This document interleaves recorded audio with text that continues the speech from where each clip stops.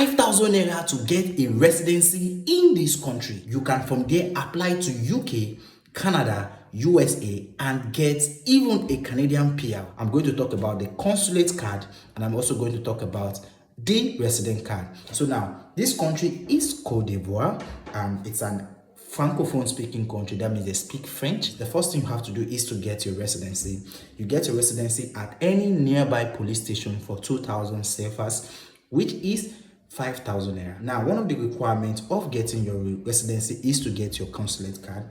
You get your consulate card from the consulate in Côte d'Ivoire. One of the documentations you are going to be asked is to produce your NI, and then they will give you a consulate card. Then you go down to the police station. When you get to the police station, you request for a resident permit.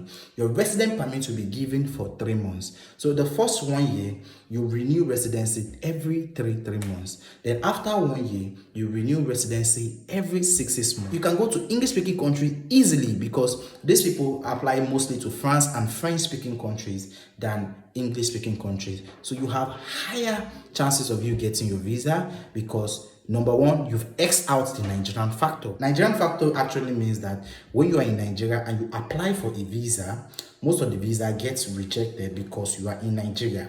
But when you're in another country, you work there, you own the residency, getting the visa is more easier because you've X'd out the Nigerian factor. So guys, like, share, subscribe for more of this video.